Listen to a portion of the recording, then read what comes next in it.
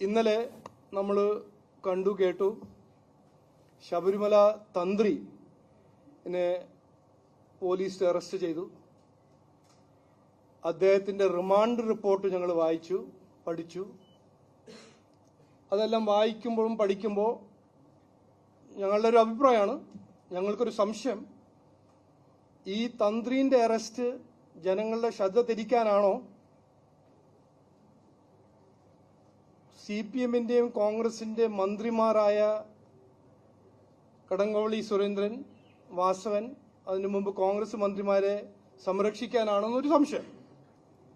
കാരണം ഉത്തരവാദിത്വം ആരുടെയാണ്?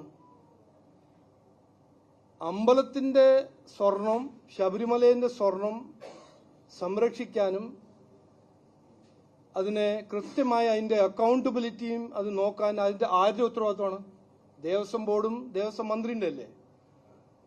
അപ്പോൾ തന്ത്രിനെ അറസ്റ്റ് ചെയ്യുമ്പോൾ എന്തുകൊണ്ട് മന്ത്രിനെ അറസ്റ്റ് ചെയ്യുന്നില്ല?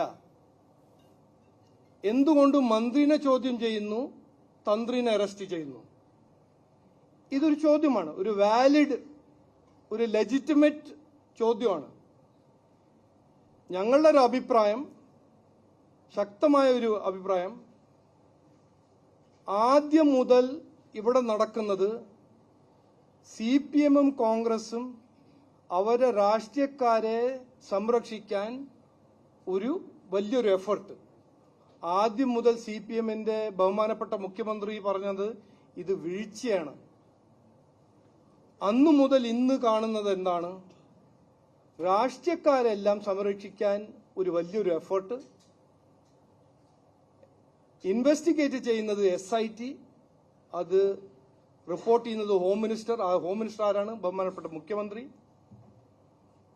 അപ്പോൾ കൃത്യമായി ഞങ്ങൾ പറയാൻ ആഗ്രഹിക്കുന്നത്, ഇതിന്റെ പിന്നിൽ, ശബരിമല കൊള്ളയുടെ പിന്നിൽ വലിയ രാഷ്ട്രീയക്കാരുണ്ട്.